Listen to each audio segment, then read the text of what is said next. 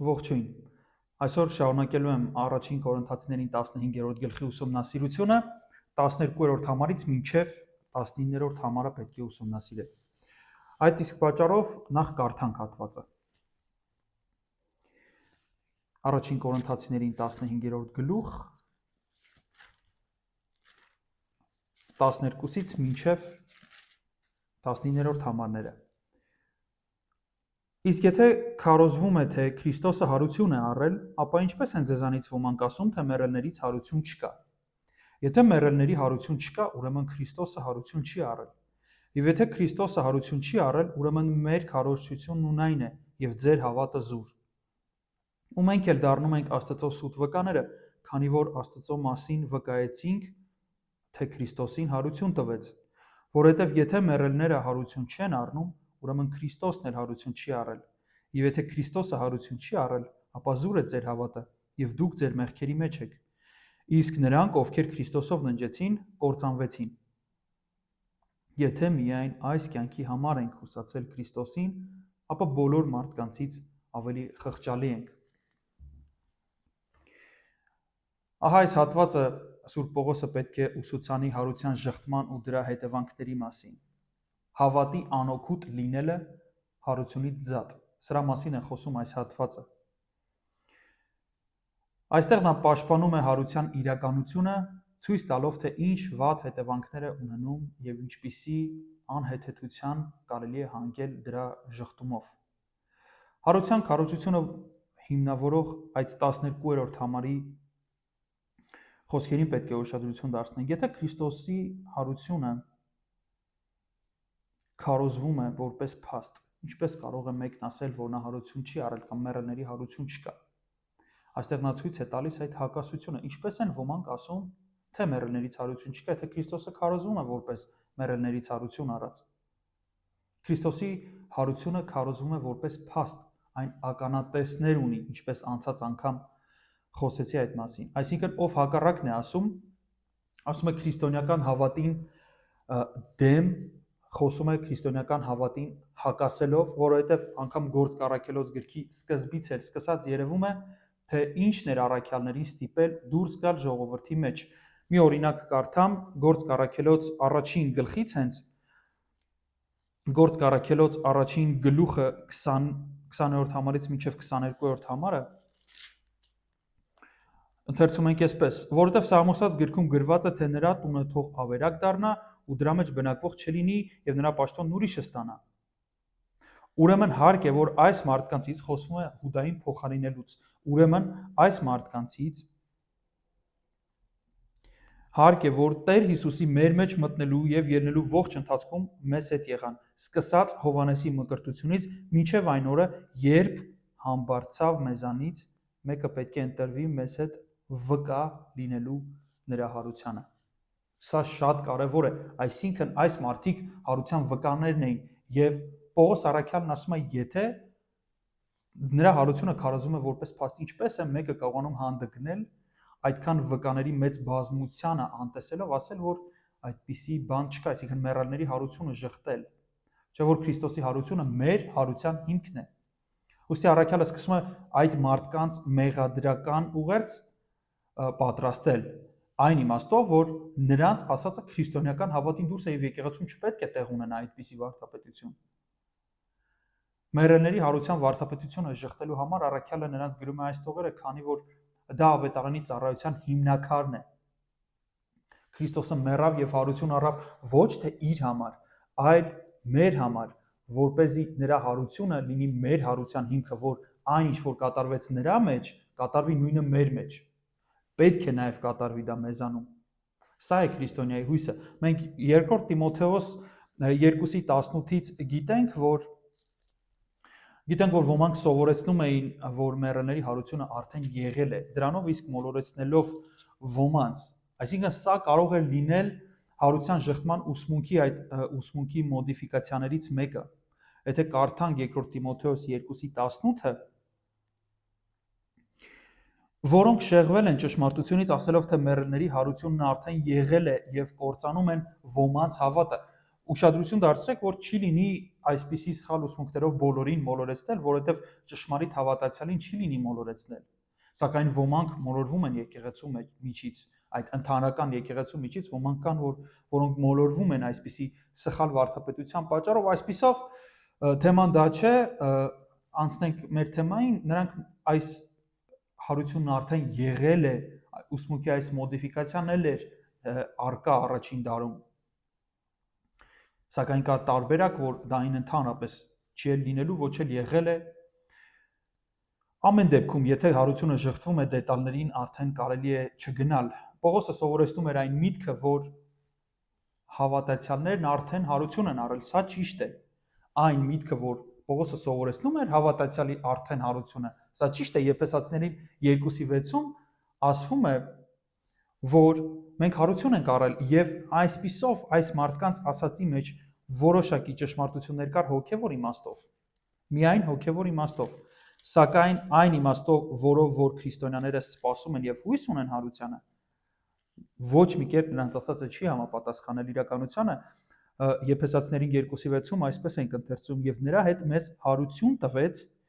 եւ նրա հետ նստեցրեց երկնային տեղերում Քրիստոս Հիսուսի մեջ։ Այսպիսով Քրիստոսի հարությունը հավատալով, մեր հավատալով արդեն հիմք է մեզ համար, մեր հույսը պահված է արդեն երկնքում եւ մենք արդեն որպես հոգեոր իրականություն ճիշտ է մեզ համար ասել, որ մենք հարություն ենք առել եւ նստած ենք երկնային տեղերում։ Այն իմաստով, որ մեր հույսին էլ դիպչել չի լինի, մեզ ոչ մի բան չի կարող բաժանել Քրիստոսի սիրուց, ինչպես առաքյալը կասեր Հռոմացիներին 8-րդ գլխի վերջին հատվածում։ Սակայն չնայած նրան, որ նրանց ասացի մեջ որոշ ճշմարտություն կար, ահա այս հոգևոր իմաստով, այնուամենայնիվ քրիստոնեական հավատի մեջ առանցքային է մարմնով հարությունը, հիմնված Քրիստոսի հարության վրա։ Հիսուսն էլ սովորեցնում է Հովհաննեսի ավետարան 5-րդ գլուխ 25-րդ համարում, որ մարդիկ, ովքեր լսում են ավետարանը, նրանք հավատում են դրան եւ հարություն են առնում այդ պահին, այսինքն այն մարդիկ, ում որ մոտենում է ավետարանը եւ ստանում է պատշաճ արձագանք, այսինքն հավատք է դրսևորվում ավետարանի նկատմամբ, այդ մարդիկ հարություն են առնում հենց այդ պահին եւ անցնում են այդ մահվան տիրույթը։ Միտքը Եփեսացիներին 2-րդ գլխի նման է, խոսում է նույն իրականության մասին, ոչ թե նրա մասին, որ վերջին օրը պետք է լինի հարություն։ Սա առանձին թեմա է, որը քննարկվում է այստեղ եւ որի ժխտումը հակաքրիստոնեական է։ Որովհետև Քրիստոս ասում է նաև Հովհաննեսի ավետարանում, որ նա վերջին օրը 6-րդ գլխում, որ նա վերջին օրը հարություն պիտի տա հավատացողին։ Նրանց, ում որ Աստված սկզբից ի վեր տվել է իրեն, Հովհաննես 6-րդ գլխում է խոսում 35-ից մինչև 40-42-րդ համարները քննարկում է այս թեման մեր Տերը։ Այսպիսով, ովքեր շղթում էին այս փաստը, նրանք մոլորության մեջ էին։ Եվ հետևում է Քրիստոսի հարության ժխտման հետևանքները 13-ից 15-րդ համարներում, եթե հարություն չկա, ապա Քրիստոսն էլ հարություն չի առել։ Հարության ժխտումը ուզած-չուզած բերում է այս կետին, եթե դու ժխտում ես հարությունը, ապա դու պետք է ուրեմն Քրիստոսին էլ ժխտես։ Իսկ սա արդեն ճակատագրական է։ Դրա համար չի կարող մեռելների հարություն չլինել։ Միտքն այսպես է ընթանում. Քրիստոսից դեպի մեզ։ Եթե Քրիստոս հարություն առավ, ապա մենք էլ հարություն կառնենք։ Եթե Քրիստոս հարություն չի առել, ապա մենք էլ հարություն չենք առնի։ Հետո մեզանից դեպի Քրիստոս։ Եթե հարություն առնենք, ուրեմն Քրիստոսն էլ է հարություն առել։ Եթե մենք հարություն չառնենք, ուրեմն Քրիստոսն էլ հարություն չառավ։ Սա է քննարկում 13-ից 15-րդ համարների մեջ։ Ասում է, իսկ ինչ, եթե Քրիստոսը հարություն չի առել։ Որ Քրիստոսը հարություն առավ, ոչ միայն երևում է նախկինում ստացված այս ականատեսների վկայություններից, այլ նաև անհեթեթություններից, որոնք հետևում են դրա ժխտմանը, որոնք բխում են դրա ժխտումից, քանի որ ավետարանի քարոզությունն ունայն բան կլիներ այս դեպքում։ Ունայն կլիներ այն հավատը, որը կա դրա հանդեպ, ունայն կլիներ հավիտենական կյանքի հույսը, որ հավատացյալներն ունեն։ Եթե հիմքը խարխլվի, եթե հիմքը քանդվի, խափանվի, ինչ կմնա մնացած մասերից վարդապետության։ Հավատքը այլևս ունայն կլինի եւ հիմք չի ունենա։ 14-րդ համարն ասում է, եթե Քրիստոսը հարություն չի առել, ապա քարոզությունն ու հավատն անիմաստ են։ Անիմաստ են, քանի որ այս դեպքում մարդկանց հավիտենականության հարցն այլևս լուծված չէ, այն բաց է մնում, այն օդի մեջ է մնում։ Եվ խոսքին հականջ դնողները զուր ժամանակ են փաստորեն վատնել։ Եթե Աստծո մասին վկայում են բան, որը նա չի արել, ապա նրանք ընդհանրապես սուտ վկաներ են, ոչ ավելին։ Հետևաբար իջիկ է դառնում ողջ առաքելական ուսմունքը։ Ամբողջ առաքելական ուսման հիմքը դա էր։ Նրանք դուրս եկան սենյակից եւ սկսեցին հայտարարել, որ նա, ում մասին Դավիթը խոսացել էր, որ սրբին ապականություն տեսնել չես տա, դա արդեն տեղի է ունեցել։ Դա նրանց քարոզի հիմնական ուղերձն էր։ Քրիստոսի հարության ու մարդկանց հարության միջև փոխադարձ կապ կա։ Առաքյալը ներկայացնում է երկու հիմնական փոխադարձ եզրակացություններ։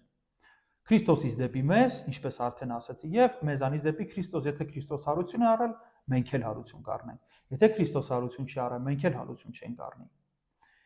Մենք մեր հարությունը կախված է ուղղակի Քրիստոսի հարությունից։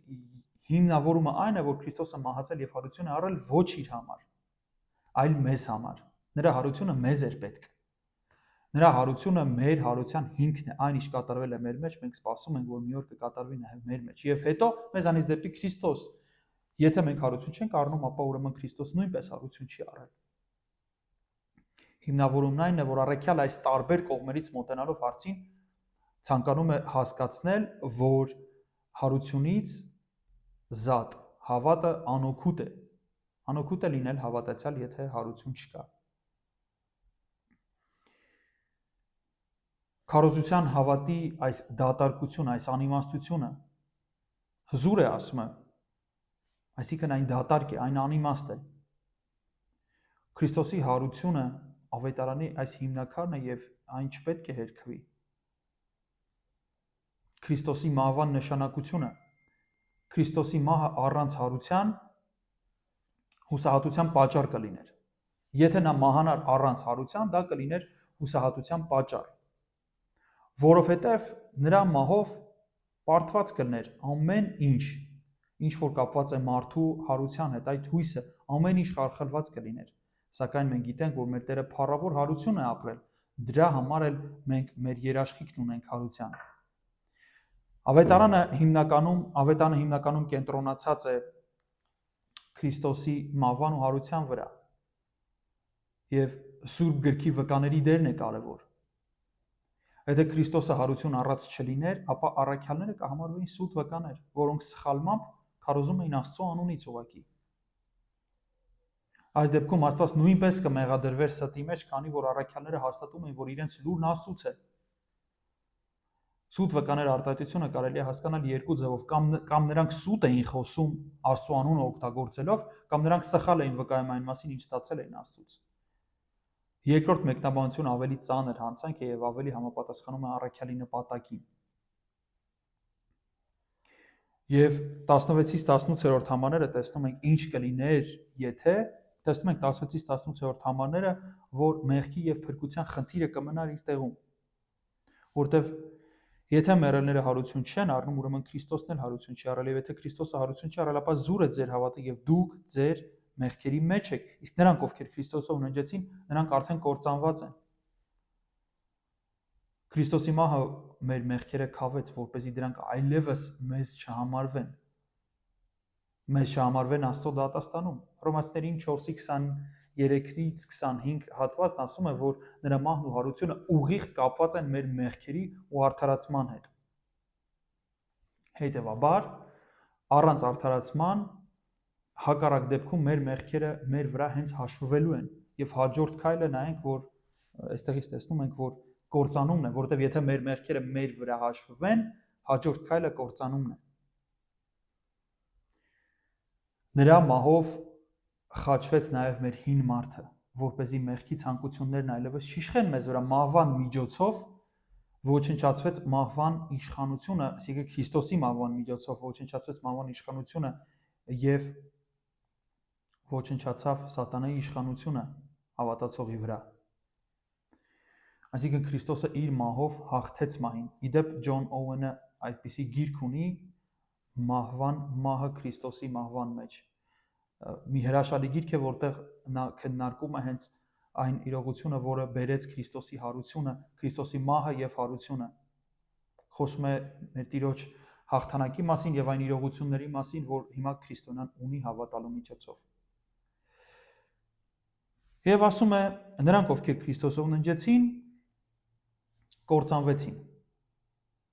Այո, հավատացյալները կործանված են, եթե հարություն չկա։ Սա պարզ հետևություն է, որովհետև իրենց մեղքերի մեջ են մեռնելու։ Եթե իրենց մեղքերի մեջ են մեռնելու, ուրեմն վերջ կորած են ըստ արդարության չափանիշի, քանի որ բոլորը պատասխանատու են Աստծո առջև արդարության չափանիշով։ Քրիստոսով ննջեցյալների մասին շատ հայտնի հատվածում Պողոսը կրկին հենվում է այս փաստարկի վրա։ Իմիջայլոց առաջին Թեսաղոնիկեցիներ 4:13-14-ում, եթե մենք նայենք, առաքյալը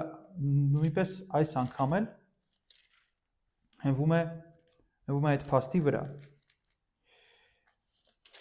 Առաջին Թեսաղոնիկեցիներ 4:13 եւ 14 համարները։ Չենք ուզում եղբայրներ, որ անգետ լինեք ննջեցյալների վերաբերյալ, որ չտրտմեք ինչպես ուրիշները, որոնք հույս չունեն։ Որովհետև եթե հավատում ենք, թե Հիսուս մեռավ եւ հարություն առավ, այնպես էլ Աստված Հիսուսով ննջողներին կբերի նրա հետ։ Տեսնում ենք, որ չպետք է այդ հավատացյալների բարեկամները, ընտանիքի անդամները տրտմեին, ինչպես այն մարդիկ, ովքեր հույս չունեն, որովհետև նրանք վստահ պետք է լինեն, որ այն մարդիկ, ովքեր որ իրենց եկեղեցուց, իրենց շրջապատից ննջել են Քրիստոսով, անպայման նրանք հարություն են առնելու։ Նրանց հույսը այդ հարության հիմնված է Քրիստոսի հարության իրողության վրա։ Տեսնում ենք, որ առաքյալը իր տարբեր նամակներում այս կարևոր ճշմարտությունը բացատրում է տարբեր եկեղեցիներին, որոնք նա հիմնել էր։ Եթե հարությունը հերքվի, մեղքի իշխանությունը նորից կհաստատվի եւ մեր հույսը կդառնա այլևս դատարկ։ 19-րդ համարն էլ խոսում է հույսի եւ ապրելու իմաստի խնդրի մասին։ Եթե միայն այս կյանքի համար ենք հուսացել Քրիստոսին, ապա բոլոր մարդկանցից ավելի խղճալի ենք։ Եթե քրիստոնյաների հույսը միայն այս աշխարհում է, ապա իրոք նրանք բոլոր մարդկանցից ավելի խղճալի են։ Նրանք այս կյանքը ապրում են իրենց անձերը ուրացած, ապրում են ապագա փառքի հույսով, ապրում են նրանով, որ մի օր իրենց Տերը գալու է իրենց հետևից եւ հարություն է տալու իրենց այս խոնար մարմինները առաքյալի բառապաշարով ասած։ Եվ այս դեպքում, եթե ժխտվի հարությունը, անհավատն ավելի լավ վիճակում է լինում, քանի որ չի ապրել անձնուրաց կյանք։ Շատ պարզ է առաքյալի հետևությունը։ Եթե հարություն չլիներ, ապա հավատն ու քարոզությունը կդառնային դատարկ եւ մեր ջանքերն ու այդ ժամանակը կկորչեին։ Առանց հարության անհավատների վիճակը ավելի նախընտրելի կլիներ, քանի որ քրիստոնյաները կկորցնեին իրենց հույսն ու նպատակը, իրենց ապրած օրերը, որոնք որ ապրել էին ծառայության մեջ։ Քրիստոնյաները արդեն այս կյանքում բախվում են բազմաթիվ փորձությունների ու տառապանքների, իսկ ինչ եթե հույս չկա այդ տառապանքների համար։ Հիշում եք առաքյալի խոսքերը, որ այս գալիք ժամանակի այս փոքր նեղությունը արժանի չի համեմատվելու այն գալիք փառքետ, որ պետքա երևա։ Եթե դա այդպես չէ, ինչ իմաստ ունի այստեղի այս գրած տառապանքները։ Աստված գիտենք, որ շատ հաճախ պատժում է նաև իր սիրելիներին, նրանց սրբելու, ավելի տոկուն դարձնելու հավատքի մեջ, ավելի մաքրելու եւ ապագա փառքին պատրաստելու համար, ու որ սիրում է նա խրատում է։ Քրիստոնյաները չեն կարողանում այս աշխարհի մեջ լիովին իրենց ազատ զգալ, քանի որ նրանք գտնվում են այնպիսի իրականությունում, որ նրանք այստեղ են, սակայն նրանք այստեղից չեն, նրանք ունեն երկնային քաղաքացիություն, հետևաբար ապրում են ոչ հարմարավետ կյանքով, այսպես ասած։ Նրանց հույսը դեռ պետք է հայտնվի, նրանք այսպես մեջտեղի վիճակում են եւ նրանք դեռ այստեղ են, բայց այստեղից չեն, սպասում են, այդ սպասումով ապրած օրերը ինչ պետք է լինեն, եթե հարություն չի լինելու։ Մեռելների հույսն ու երջանկությունը կախված են հարությունից, եթե հարություն չլինի, նրանց հույսը կդառնա դատարկ։ Եվ այսպես այս հատվածում առաքյալը խոսում է հարության ժխտումի մասին ու դրանից բխող հետևանքների մասին, ասում է, որ հարությունից զատ հավատը անօգուտ է, ունայն բան է։ Այս անգամվա համար մինչև 19-րդ համարն էի պատրաստել, 20-րդ համարից կշարունակենք Տերը կամենա։ Շնորհակալություն։